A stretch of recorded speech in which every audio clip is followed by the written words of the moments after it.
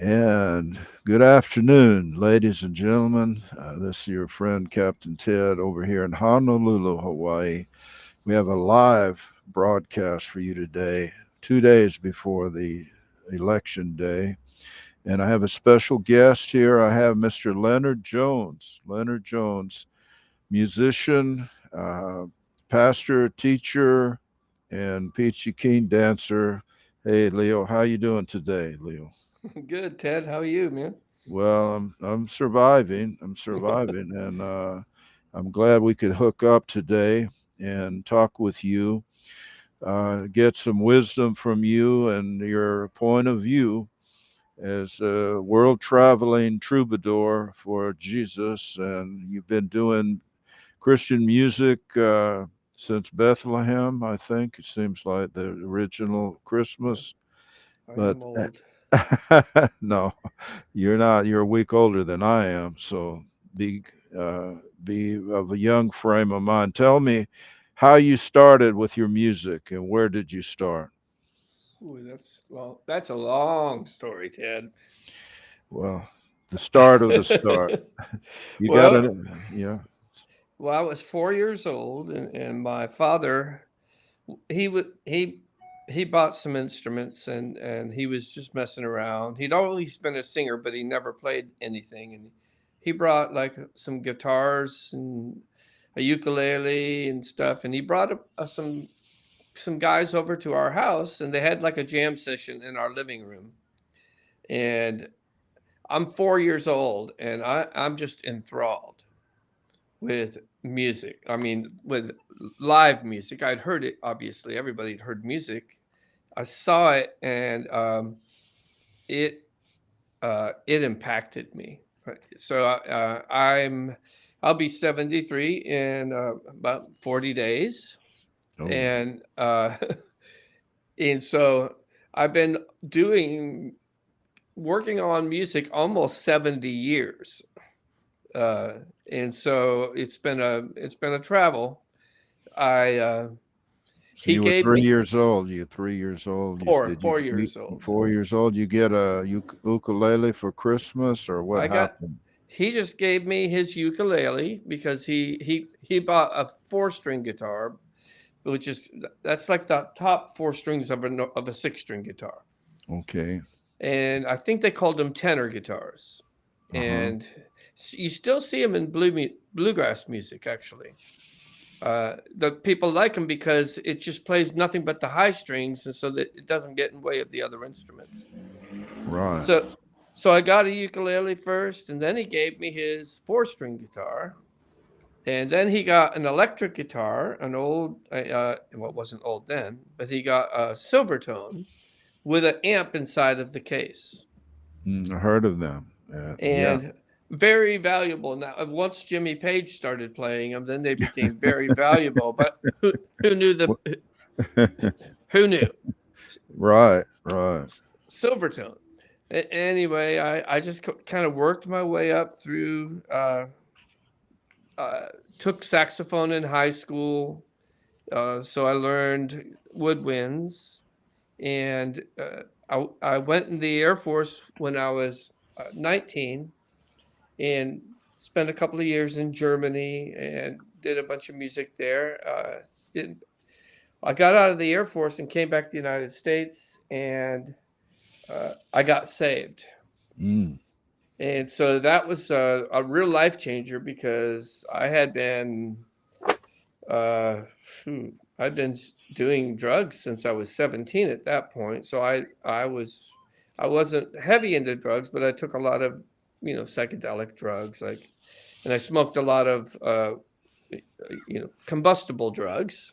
Weed they Yeah. call it. Yeah. Yes, and hashish, and so it was a real life changer for me to all of a sudden meet my creator, and it really changed my whole paradigm about everything. I decided I was going to go to music school and study to be a musician, study to do worship for God, and Whoa, it sounds like a big old truck taking off there. That's my fault. I'm here at a busy. There's Waikiki behind, right behind me. Is just to show our audience that this is the Ritz Carlton, the big building there, and some other condos. That's Waikiki, actually, right there. If I move Wow. a little bit, you might see the ocean. You know, it's just in Yeah, it's between. stunning. So yeah, so this is Honolulu. This is where I am, but it's noisy. I'm out on my veranda. But please keep going. So you got saved, and Got then saved, things start, changed. went to music school, and actually, right before I went to music school, I met this really famous worship guy, a Christian artist, and I picked him up at the airport to bring him to our church, and he asked me what I was going to do, and I told him, well, I feel like I'm going to go to college. I want to really get my music to the point where I I want the Lord to have the best music in the world. And Hmm. and he really tried to talk me out of it. He said, "Oh man, don't do that. Jesus is coming back before you can get. You won't. I bet you. I guarantee you, you will not get out of college before Jesus returns." Hmm. Now that was 50 some years ago. Uh-oh. So Okay. he was wrong. And I ended up going to college. I ended up uh, learning, picking up the violin. I bought a violin in Germany right before I left, and I've been playing that now for close to 50 years. But I've been playing guitar since I was, well, if you count the ukulele, almost 69 years. And so I play a lot of different instruments, as you can see. I play the sitar and the mandolin and bagpipes and uh, steel You got. guitar, piano, and all kinds of stuff. And so I've really expanded. I do a lot of orchestrations. I orchestrated 8 pieces for the Charleston Symphony in January that was performed, and now I've got a worship school, and it's getting ready to launch in January, and it's all online. It's a tiered school. You can just take the course without any interacting with me. It's all videos, and all the tests are graded right inside of the program. It's really amazing. I learned how to do it because I went to Berkeley during COVID. I didn't have anything else to do, so I took some orchestration classes and film scoring class, and that's what I've been doing, is doing my course exactly the way the Berkeley online course was. The difference is I have a 3-tiered thing where people can just take the course. I don't. They just get the information. The second tier is where I Zoom call with classes, everybody at the same time, and then I have a third tier, which is more like a mentoring program where and of course, each one costs more. The mentoring program is I meet with the person once a week by themselves, just me and them, me actually helping them as just like a private lesson. Well, do you And think you could show us a little bit? Maybe I see a guitar behind you. Can you maybe play something? Your 12 string there looks like it might be close on your. oh, it's out of Yeah. tune. I With, hit it a little while ago. I got this guitar that's just in tune. yeah. Let's give a sample here to the folks. And what is the name of your school? It's called Levite Praise Institute, but the first course is called Ear Training, Music Theory, and Prophetic Worship. And Okay. so I teach people how to play prophetically on their instrument, but by using their ear through the training that I give. And then in the process, they learn music theory. And so after 4 months, they're able to prophesy on their instrument, but with a lot more finesse than just somebody that just kind of plays by ear. Great, And, great. Well, and let's hear something if we can, and tell us how we can learn to play this way. But right now, ladies and gentlemen, Leonard Jones, for your listening enjoyment. so, do you hear this? Oh yeah, yeah. Okay, so this is a song I wrote, I guess, about 5 years ago.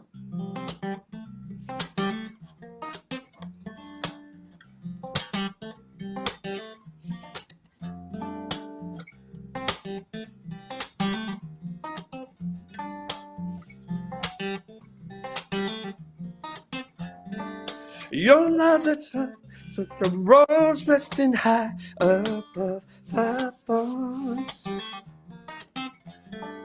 Your love abides like a tree that outshines all the rest in the forest. You hide me, delight me with your love. Now I'm my beloved's and he is mine. His banner over me is love. I'm my beloved's and he is mine. His banner over me is love. Got some reverb on. Maybe I'll sing better.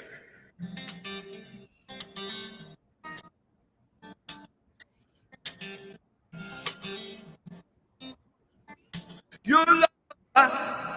It's been a long time since, like I said, it's 5 years old. We're getting. I'm sorry, we're cutting out the volume for some reason there. I don't know. I know. Maybe. You know what happens is they have a. I'm guaranteed that they have what they call. It's not just compressed. They actually have when it gets loud, they turn it down. Okay, okay. Well, Uh, that's yeah, auto level there. But that was very beautiful song. I remember that one. You have a whole string of very popular songs, and you have a lot of clientele around the world and doing your music school, and hopefully that will expand even more. But we'd just like to talk a little bit. Off the cuff, maybe, as it would be, because you have traveled now around the world. You've been traveling and playing concerts with all the big names, you name it. But you were with Morning Star for a long time, Rick Joyner. You were the worship leader there. You also played with, should I say, Tammy Faye and Jim Baker. You started yeah. out at Praise the Lord, but you were young and inexperienced. You were just a studio musician then. Right. Yeah. But 700 Club. yeah, you got the reverb on. If you could turn the reverb off, please. Sorry, Yeah, because I can't hear myself. okay. I'm I can sorry. only hear you. Okay, well, but you played with all the biggies, the best. Tell us some of the people that you played with and who you. Paul Wilbur, I know, has done some of your songs in live concerts, and then you have a string of young people that you have brought up, Yeah, I trained. played with Phil Driscoll. I played with Jeremy Riddle. Um, I actually played with, believe it or not, Sarah Vaughan, uh, Mm. who was an old jazz singer, and I think she was the one that. No, it wasn't Sarah Vaughan. Who's the lady that played the angel in Touched by an Angel, the black lady? Uh, I never watched it. I'm sorry. anyway, anyway, I've played with a lot of different groups, symphonies and rock bands, Leonard Skinner guys. Mm. I uh, I helped raise up a lot of worship leaders: John Mark McMillan, Sarah McMillan, Johnny Helser, and Melissa. Uh, we helped Kim Walker get her start at Morning Star. Josh Baldwin, a whole bunch of worship leaders came through our worship school, and so that's been our. My heart is to release creativity into the church and into the worship, because right now everybody's doing the same thing. Mm. Uh, they're calling it unity, but unity and sameness are different. Mm-hmm. Like, unity is like, hey, I like what you're doing. Uh, Sameness is, I want to be exactly like you, and we're not. That's not the way God wants. Why would, if he wanted that, why wouldn't he make every snowflake the same? Mm-hmm. Why wouldn't every tree look the same? Every tree looks similar, but they don't look the same, and yet the church loves sameness when God wants unity. And so in order to do that, you have to teach people creative ways to compose, creative ways to play. And for some reason in the church, that's just not a, it's not even a desired trait. Mm. Everybody wants to be the same, and that's not my heart. My heart is to see uh, young people just tearing up their instruments and worshiping God with their whole heart, wildly, with abandon, but also with great quality and great training on their instrument. You see it on the internet all the time. Mm-hmm. People, these kids are just sitting down with guitars, and you go, "Oh my gosh, I Mm-hmm. can't even play that." And these Mm-hmm. are young people, and so yeah, my heart is to see something happen differently inside of the worship schools, inside of the worship that is going on in the church. Every church should. I mean, they can all sing some of the same songs. There's nothing wrong with that, but at least sing them a different way, and at Mm-hmm. least have some songs written inside of your fellowship. Have some songs that the musician leader can write.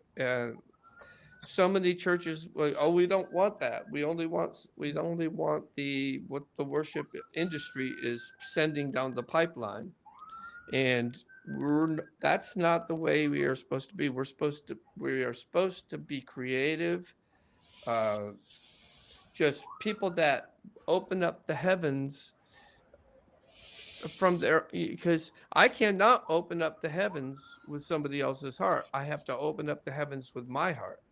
Mm-hmm. And that's my biggest thing, is to release creativity and individuality into the people that come to my school. Well, I think you're very successful at that because the longevity that you have. But I think, even though you are septuagenarian now, I think in your field, actually in music, especially symphony music, which you also write and compose and conduct, I understand that the composer, well, the conductors have the longest lifespan of any profession, into their 90s. Wow. So you're actually at the prime of life there, young fellow, for what you're doing, and I think actually you are at the peak of your skill, and so we are blessed to have you. Now, just to switch hats for a minute, we're going to talk about something on our minds, the election coming up. And it's not going to be really what you think we're going to talk about, I hope. But I want to talk about the process, which unfortunately nobody seems to really understand what is the real true process. And I just want to quickly refer back. I've been making videos this last month with a man named Richard Proctor, a very nice gentleman over in Utah. This is his book, Saving the Constitution by Richard Proctor. You can get it by his website, Provis Institute, Provis, Provis, Institute.com. Saving the Constitution. So what he did is he went line by line through the Constitution and made it just real easy to understand, like sixth grade level. And unfortunately, I guess some of our people in Washington cannot read at a sixth grade level, congressman, but they don't seem to understand that there is no well, let me just say here, you can find this in many articles, but the Electoral College is the most confused thing in the world, and people don't know how it works or how it's supposed to work. And I just want to say it's all in Article 2 of our Constitution, okay, the U.S. Constitution, and it's Article 2, Paragraph 2, Section, I'm sorry, Article 2, Section 1, Paragraph 2. Okay, you will find it here. Here's the actual written part of the Constitution that says about the Electoral College. I'm not going to read through it. I'm just going to tell you how it works. And I just want to first say how it does not work. It does not mirror the popular vote. It does not mirror the popular vote by the public voting, which will vote this next Tuesday, 2 days from now, in the so-called election for president. That's not how it's written in the Constitution. I'm sorry, that is completely invalid and wrong. The Electoral College is independent. It's an independent group of people. They call it a college, but it's just a group of people, a committee, if you want, in each state. Each state selects its number of electors, and that's the same number of them as they have people in Congress. So bigger states have more electors. Those are electoral votes, but actually there is no voting. This is the second misconception. Only nominating. So these people that are selected by their state legislature or political parties in their state, however they choose in their state constitution, they meet on a given day. Usually it's December 6th. They are supposed to meet in their respective states and nominate, not vote, nominate candidates for president and also for vice president.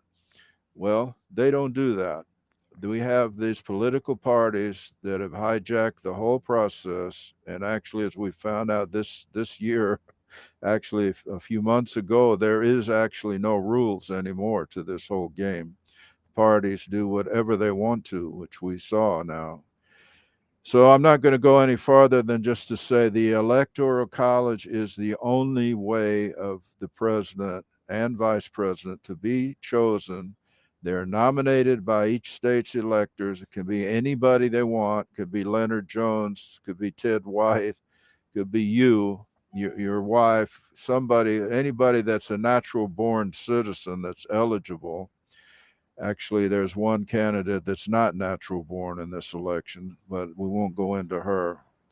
But we're going to talk about the electors, but they nominate their names, their list, they put it on a paper, they certify it, seal it up, send it by courier, FedEx, or whatever to the U.S. Senate pro tem, President pro tem, and he opens it on a joint session of Congress. They tally up all these nominations, and the one with the most nominations, if he has a majority of the vote nominations, he will be the president.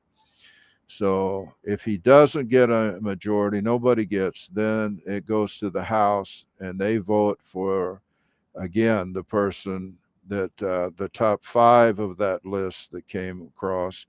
They will vote one vote per state, so it'll be 50 votes total. Whoever gets the majority of that wins. And the vice president is similar, except the Senate would vote on that if they can't make a decision in the joint session. But there is no voting. I'm sorry, folks. John Q. Public does not have a say in this presidential thing. And it goes back to the beginning. They hated the king. They were rebelled against the king of England. They didn't want another king. They didn't want an emperor. They didn't want that power in one man, but they had to put it in because they realized somebody had to be the one in charge. But it was never to be what it is now. There were never political parties involved. They have hijacked it since 1800. 1800. They only did it for 4 years. They did it, I'm sorry, what is it? 12 years originally. They did it by the original with Washington and Adams. Jefferson came along, the political parties took over. It's never been constitutional, never been right since, and it's not right today. So if we can't get a decision, I just want to say let's then go back to the Constitution. If we're going to end up with a hung jury, hung election, invalid, they can't count the phony votes, I don't know what, then you don't go to you don't go to the Supreme Court. You go to the Constitution, Article 2. So that's enough on Electoral College. Are you still there, Leonard? I'm here. Okay. Well, I don't know if that made it. Did that make any sense to you? Yeah, yeah. I mean, nobody's educated in that because that's not what we were told. Yeah, it's not what we were told. But does that really matter? Does it matter if I'm not told I can't steal somebody's car and I steal it anyway? Is that an excuse? Right. But they do. They are told. That's the problem. That is the problem. They know. They know, but they don't want to know. And this is the mystery. I don't know why. I've tried contacting the speaker. I've tried contacting all, and nobody responds. They don't want to know for some reason. So we'll pray for the good outcome. But if worse comes to worse, why don't let's just go back to the Constitution. And because if we don't do it, you know what? Whoever comes into power, all they got to do is say, hey, we're going back to the Constitution. And guess what? You public, you don't get to vote from now on. How would you like that, Leonard? I I don't, don't know. I don't think so. No, no. I'm saying that's what we got to guard against. But someone evil person could do that if they come into the power, because that's the only authorized way of doing it. Actually, legal way. That's the only way, by the votes of the electors, not the public vote. So we are living in a mythology world. We're living in a fantasy world. And we're living in a fallen world, unfair world. And there's a lot of hurt going around. And of course, we've got now millions of immigrants coming illegally into our border, across into our United States. Israel is fighting for their life, for their existence. And most people in America are fighting for their existence. They're actually trying to live. And Appalachia is flooded. Orlando, where you live, Leonard, barely escaped. Milton and Helene. And so, what do you think? Do you think these storms are man-made, God-made, or just climate-made coincidence? Yeah, kind of. That's out of my pay grade. I if you look through history and through, they can tell through the ice caps. I mean, they drill down like, I don't know, like 100 feet, and they pull up the ice, and you can tell what happened in the uh, in in the earth through that ice by what happened, and things always have changed. The global warming is, that's just a farce. It always does that. We go up, we go to that extreme, and then it goes down to the point where the River Thames freezes. You we There's cycles. Everybody kind of gets the idea that the Earth goes in a circular uh, orbit around the sun. It doesn't. It goes sometimes really far, sometimes closer than normal. And it all depends on what the planets are doing. And God made it that way to keep everything from being, if everything remains the same, it just dies. Things have got to change. And Yes. so that's we're in a maybe uh, maybe there is some climate change, but I don't think people have anything to do with it. I think it has to do with where, just in, because if people had anything to do it, why was it always changing when people weren't even around, according to them? Uh, Hmm. so the ice and the tree rings and stuff like that, you can kind of give an idea of what's been happening through. Even rocks will tell you what has been happening. It's Okay, well, that's a good explanation, but let's look at one a little different. And just to show this is a book called Eye to Eye. It's by a man named Bill Koenig, and he talks about facing the consequences of dividing Israel. Okay, Bill Koenig. Okay, and I just want to say, me personally, since I am involved in prophetic ministry in my own way, but I believe that God is speaking to us through many things. Every day, He's speaking to us through weather, through events, through blessings, through misfortunes, through catastrophes, wars. But He's speaking. I don't know. I don't. We're not listening, and I hope that bell is not ringing in your ears. But I'm sorry. There's something hooked up here. But I want to talk about something I learned from Mr. Koenig. He's got this book. It's chock full of of documented instances. All right, where the United States or England or France or Spain, somebody decides they've got to take away pieces of Israel to give away trade off for peace. Every time that happens, by golly, we get hit by a catastrophe, either the same day or the day after, a storm, tornado, something awful happened. He's got over 50 documented here. And I just want to talk about one that I'm very familiar with personally is the Hurricane Katrina. I imagine you remember Katrina, Leonard. Yep. Well, on August the 23rd, okay, it was a tropical depression formed there. It was upgraded to tropical storm by 5 p.m. On August 25th, Katrina became a hurricane. This is 2004. And then by Friday, August 26th, Hurricane Katrina hit southeast Florida. By Monday, August 29th, Katrina had become a fierce and enormous Category 3 hurricane that pummeled Louisiana, Mississippi, and Alabama. Devastating the city of New Orleans, Katrina became the largest disaster in U.S. history. All right. And I'm sorry, this was 2005. 2005.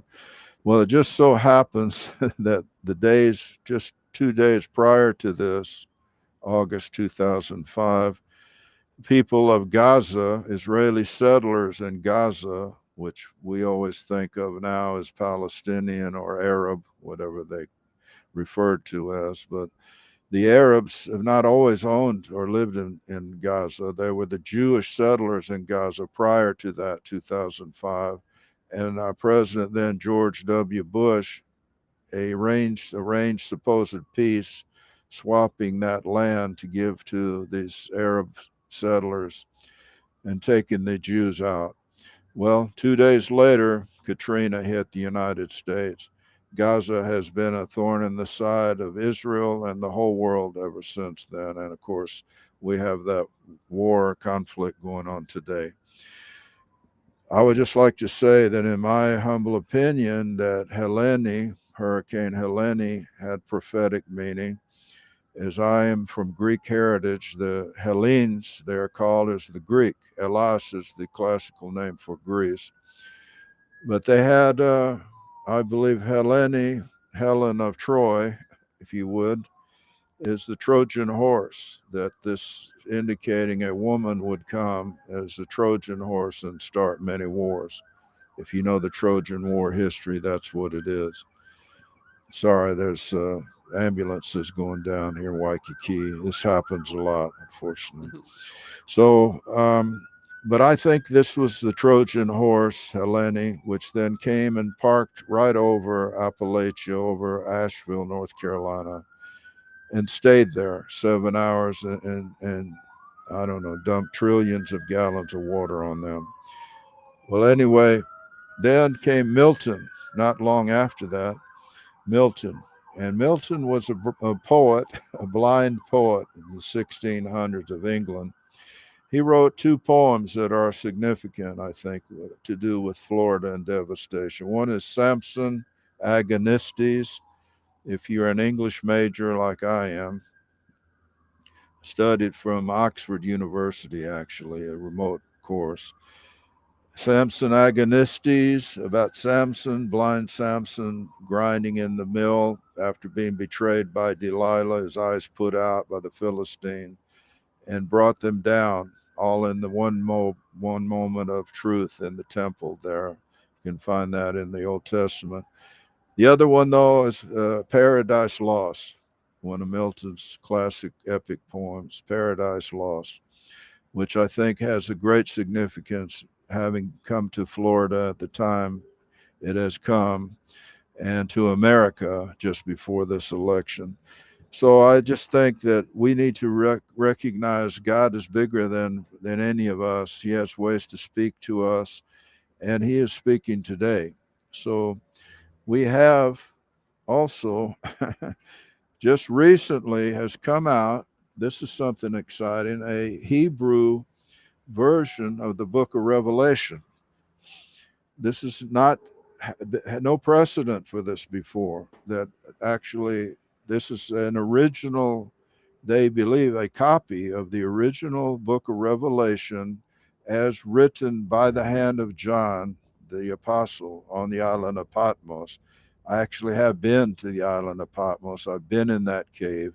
It's small and it's a rugged island. There was nothing, it was a prison. But where he got the paper, I have no idea, or the pen or what, but he saw the vision.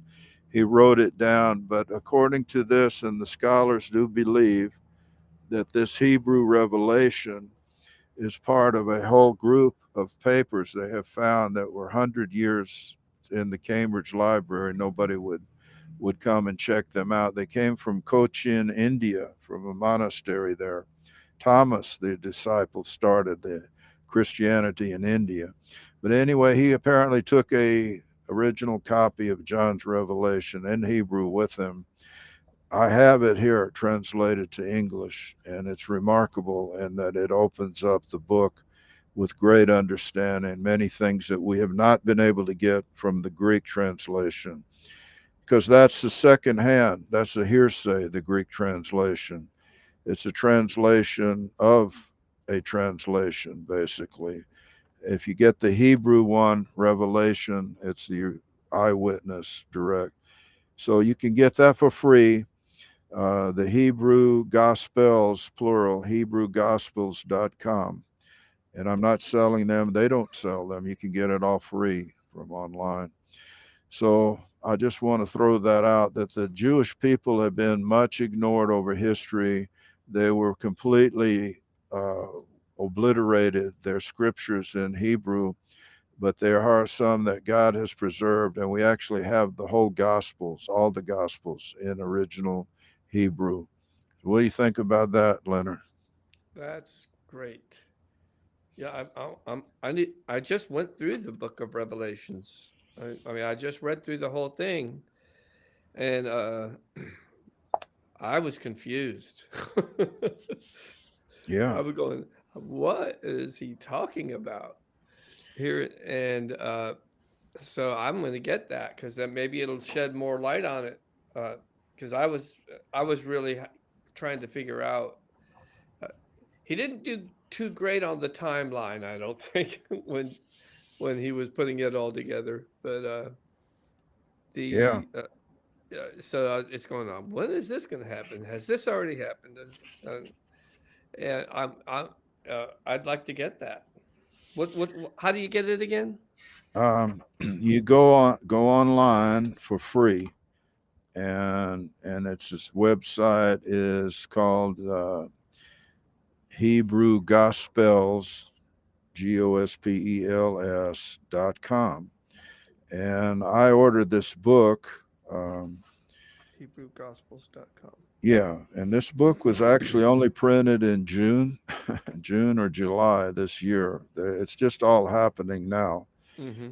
and But here is, if you want to see, it's called HebrewGospels.com. You can contact them. Yep. All right. And the email address is there. So I heartily recommend that you would do that. And just quickly, just to skim across here now, I mean, I am Greek descent. My mother was born in Greece. She was a Greek scholar. She translated early Christian fathers' works from ancient Greek into modern Greek and into English. Photius, the 5th century patriarch of the Orthodox Church, which, by the way, the Orthodox Church has been banned now in Ukraine, by the way. And I don't know if I should go into that right now. Let's skip that for right now. I'm going to go to that next. I just want to say that this translation, okay, is by John, who was a fisherman. Okay, let's forget about all that we learned in Sunday school and all. He didn't walk around with a halo all the time. He was a fisherman. He was not educated. Peter was not educated. He was a fisherman. So actually, the scholars that talk about this John's writing is the grammar is very poor. He didn't have, some divine AI to write it for him. So that's one reason they actually believe this is true and authentic, because all of the styles and the references and everything of the time that he was writing, the 1st century after Christ, it's all written, but it's written as a man would write it who was not literate, not really fluent in writing, but it was in Hebrew, which was the language that Jesus spoke with his disciples. Hebrew, not Aramaic, not Latin, not Greek, not Croatian or anything. It was Hebrew. And so I just want to say here real quickly that, many people think this book called, the Apocalypse, which is Greek, which means uncovering something that is veiled, or the revelation of something that is hidden, singular, not plural, the revelation of a person, Jesus Christ. That's what this whole book is about. That's what it's titled. That's its title. But the Hebrew version actually has a little bit different thing. That it says that this is a book of mysteries, okay? The Sodat it's called, and that it was given to us as a confidential report by Jesus Christ to his followers, and that we would get blessed if we would read it. So I urge you all, read it, read the book. But don't think it's going to be easy, because usually there's an enemy of our soul that will try to stop you, and usually a lot of trouble comes when you start to study. But it's worth it. It's a blessing. You get a blessing. Let me just jump in real quick to one verse in the chapter 3 of the Sodat, original Hebrew translation. He's writing to the messenger of the assembly of Philadelphia, which we call the Church of Philadelphia. They usually say the angel, but it's actually messenger in the Hebrew. But then this is the Lord Jesus, okay? He's saying that he has the key of David, who opens and no one is able to shut, who shuts and no one is able to open. He says, Jesus speaking, I know your works. Look, I have given before you an open door, and no one is able to shut it. He's talking to the church at Philadelphia. For you have little strength, yet you have kept my word and have not denied my name. Look, I will give to those who are of the company of Ha-Satan, that's Satan, his name, who say that they are Yehudim, while they are not, only deceivers. Look, I am pleased to make that they will come to do supplication at your feet, those deceivers and liars denying Jesus, and to acknowledge that I have loved you, because you have kept the word of my hope. So I will keep you from the time of testing, which will come on the earth to test those who dwell on the earth. Look, I will come with haste. Guard what you have, that no one takes your crown. Whosoever overcomes, I will write upon him the name of my Elohim, the God in the name of the New Jerusalem, the city of my Elohim, and that the heavens come to earth for my Elohim. You will have also a new name. And then he ends with, who has ears must hear what the Ruach, the Spirit, says to the assembly. Well, I'm sorry, it was more than I should have probably read, but I want to say so many people, so many Americans, so many scholars, so called, so many radio show people, pundits, all are jumping on the bandwagon that the Jews nowadays are not the real Jews, that they're not the Jews. They're somehow the Caesarian Jews and all of this stuff to do with the Rothschilds and Russia and crazy stuff. That has nothing to do with the Bible. I'm sorry. Right here, Jesus is saying to the true believing Jews in Philadelphia, he's saying to them, you have believed me, you have kept my word and not denied my name. These are the believing Jews at the remnant at the time of Jesus after his cross. But it says, I'm going to give to those people that follow Satan, the enemy, the deceiver, the prosecutor, by the way. He's a prosecutor. We have someone proud of that profession that's running for president. Satan is the prosecutor, he's the accuser. And these people that say they are Jews, but they are not, only deceivers. Well, he's not talking about the contemporary Jews. He's saying the ones that disowned Jesus, the Sadducees, Pharisees, the high priests, the ones that didn't believe him, that executed him. These are not the true Jews, Jesus saying. They are deceivers. Not Caesarian Jews, not Rothschild Jews, not the modern Netanyahu Jews. Sorry, guys, you're all completely out wrong, out of your tree. So if anybody has ears to hear, Jesus said, let them hear. Anyway, don't believe me, believe the book written, Revelation in Hebrew. And let's move on. Let's move on. You have any comments, Leonard? Do you have any response? I'm just I I have been taking every morning and praying for our president. I I particularly pray like really I pray against bullets, bombs, disease, uh, uh, assassins. I pray against poison. I pray against accidents. And I also been lifting up Elon Musk and Senator Kennedy because I think that those three guys are going to revolutionize our country, and I do believe that they are going to win. I don't think there's All even right. a Yeah.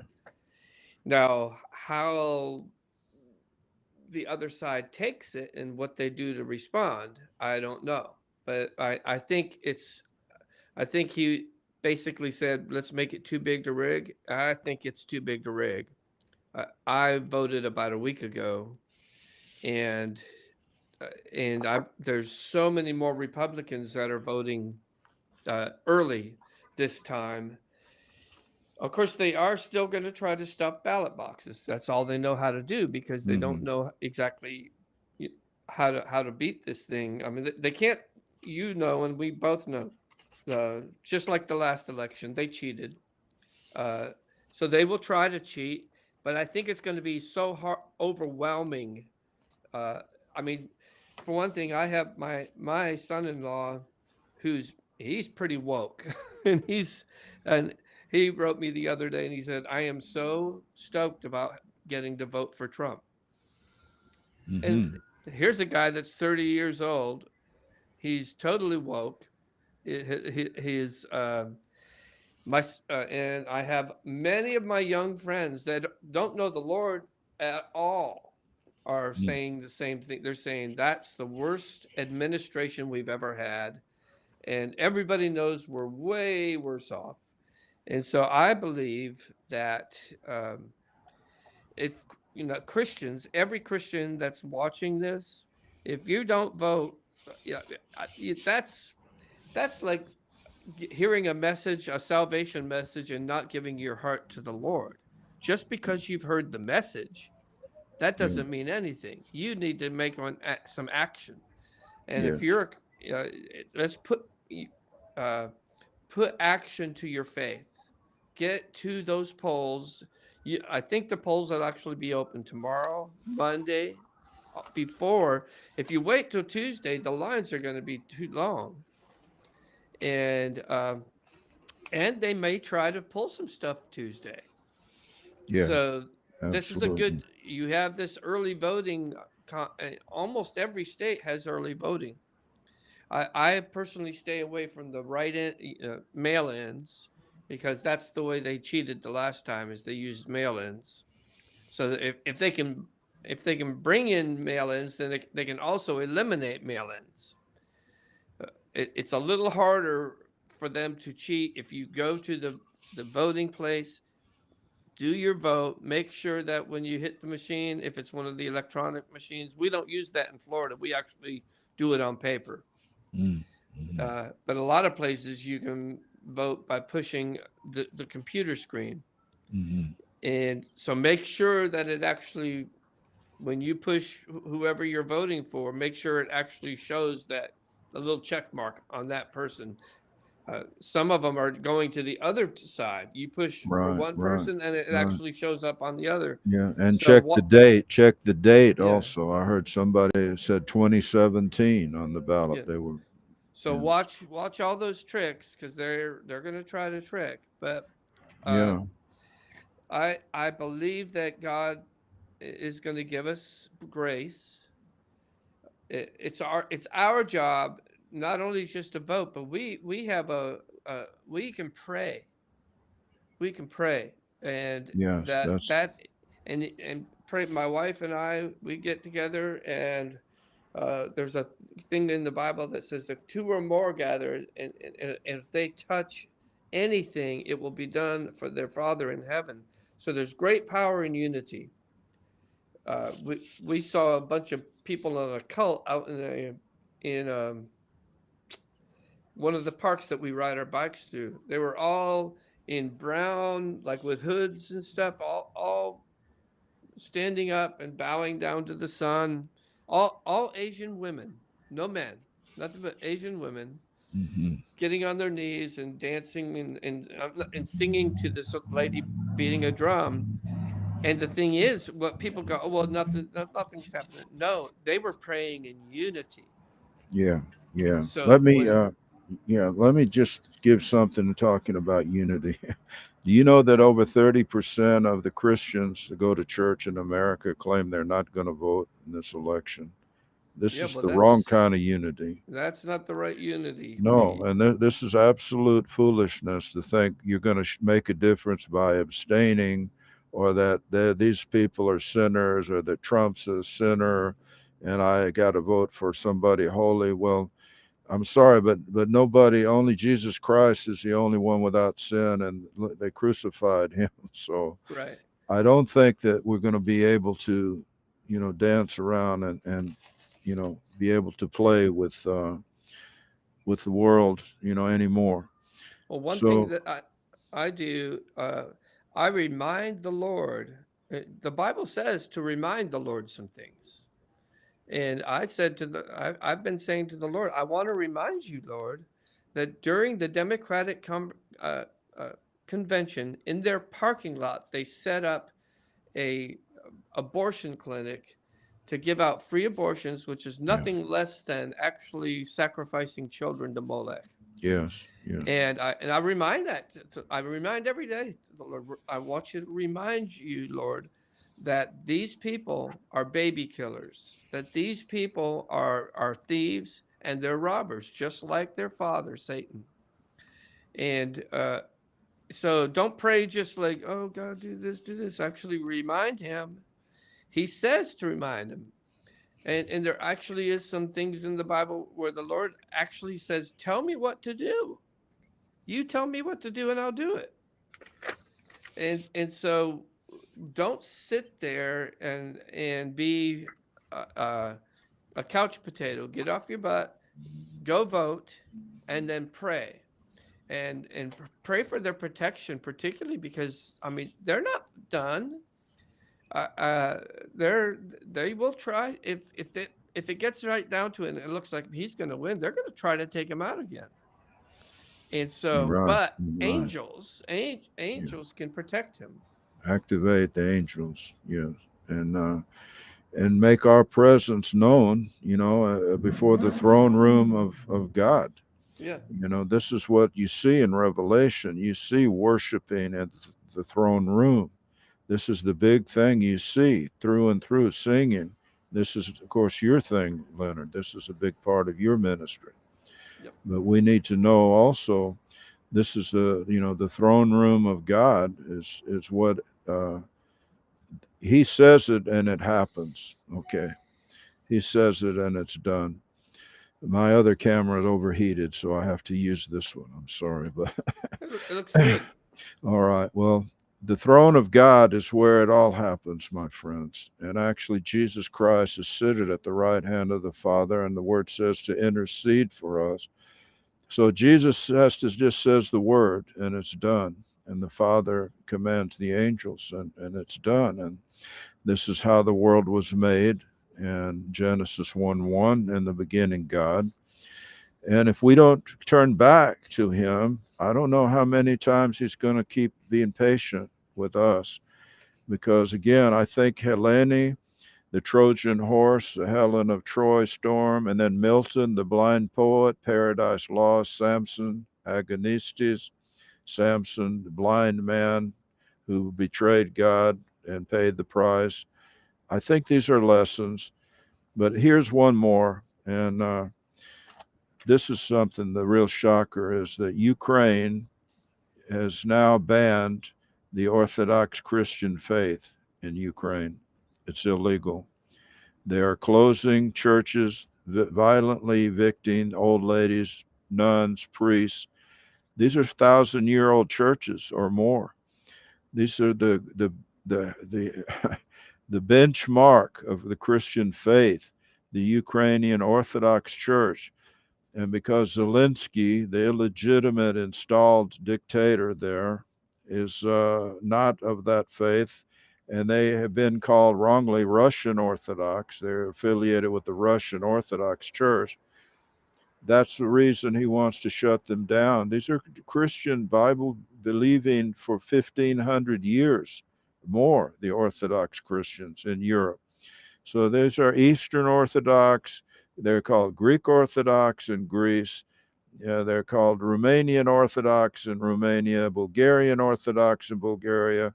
Ukraine was part of Russia. They were called Russian Orthodox, but now, no, they're called Ukrainian Orthodox Church. They passed some flim-flam law in Ukraine with the billions and hundreds of billions we've given them to outlaw Christianity in Ukraine. So this is a disgrace. The bigger disgrace, none of the church here in America has said one word Right. or cares even.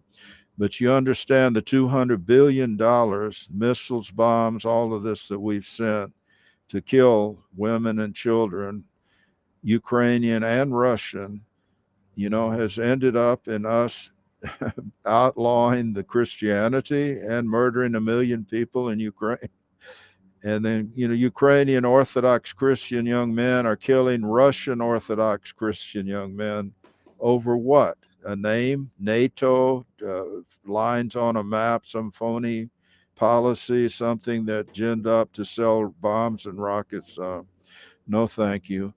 Well, anyway, this needs to stop. It's one reason Donald Trump needs to be elected president. And he will stop the war. I believe him. And he will also help bring peace to Israel and the Middle East there, honorable peace, and get Lebanon to stop shooting missiles at the innocent Israelis. But the bottom line is we have turned into everything against God. And one party, one political party has made their mainstay based on Romans chapter 1, every sin in the book that God hates, and he hates murder more than anything. And we have a group committed to that. We have someone who's unqualified, who's not a U.S. citizen, who's not a naturalized citizen, who's not natural born citizen, and does not qualify for our president, who grew up in Canada, okay, that doesn't want to say that.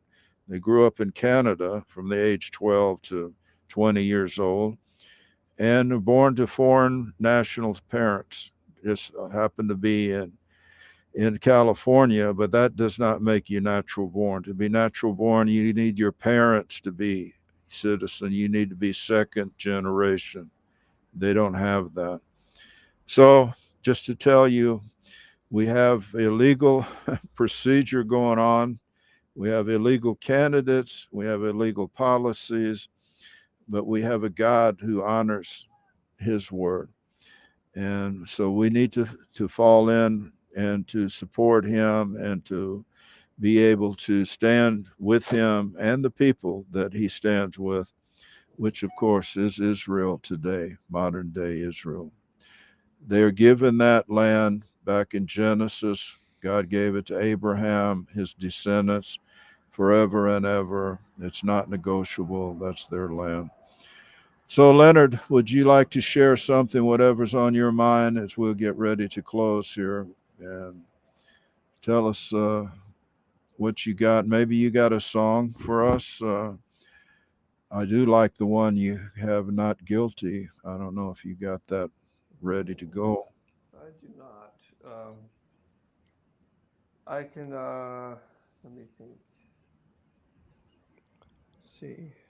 Uh, I can do a song on the piano that my guitar, for some reason, was not coming through my board. You could hear Okay. it on the microphone. Yeah, we can hear it on the microphone. So, Do you hear this?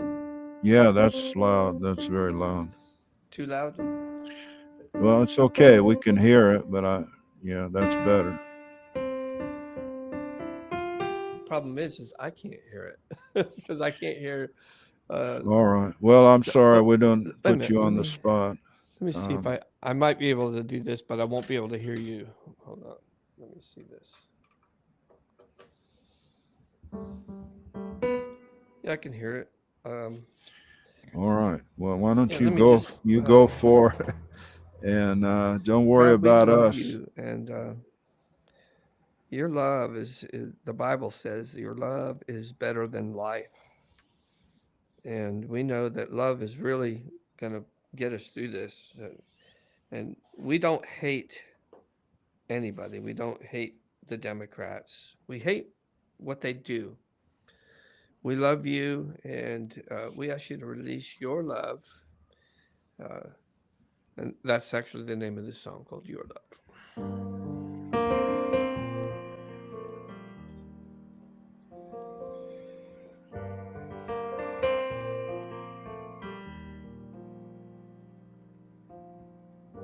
Well, I can't hide away from you. No matter where I go, no matter what I do, you keep running out with a rope and a ring. And I will sing of your love. Your love is patient and kind. It doesn't keep count of all of my crimes. Your love, it never gives up. It never gives in till it brings me back to life again.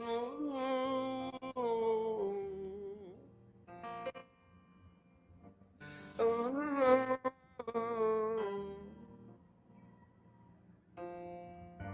the folly of your love ascends. It's wiser than the sum of all the wisest men. It's weakness more than all. Woo. It's weakness more than all of the strength they can bring. And I will sing of your love. Your love is patient and kind. Does does it bring count of all of my crimes?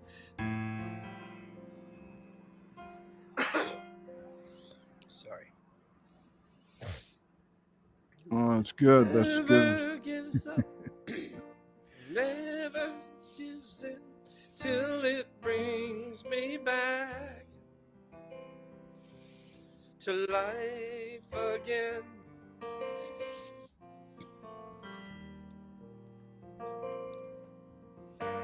Oh,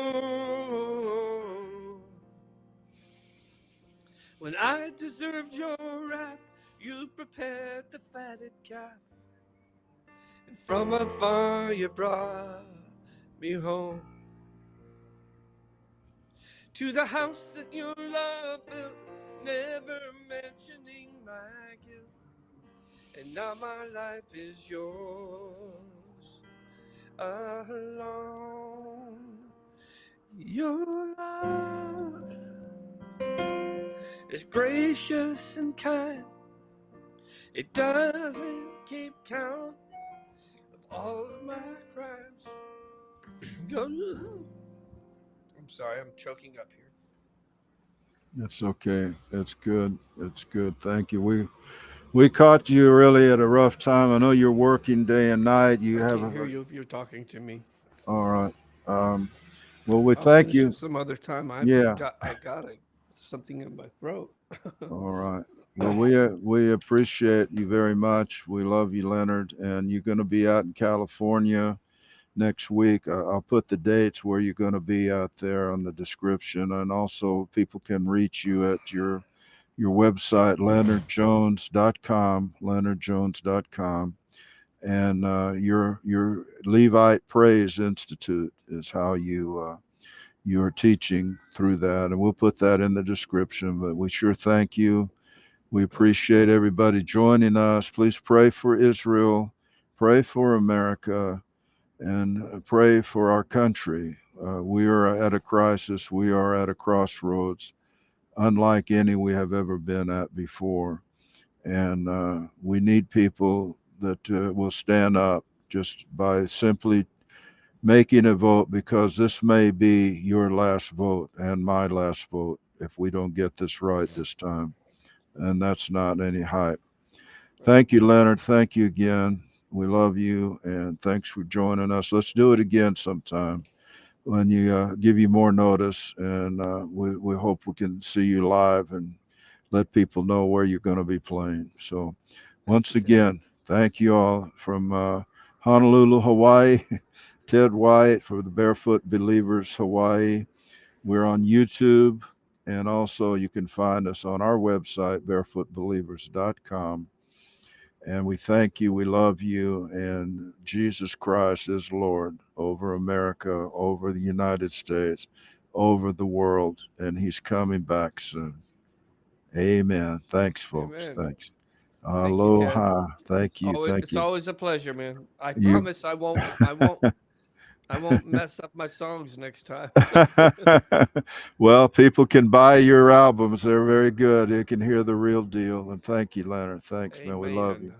We All right. love you. So, all right, we'll catch you all on the rebound. Okay. God bless. And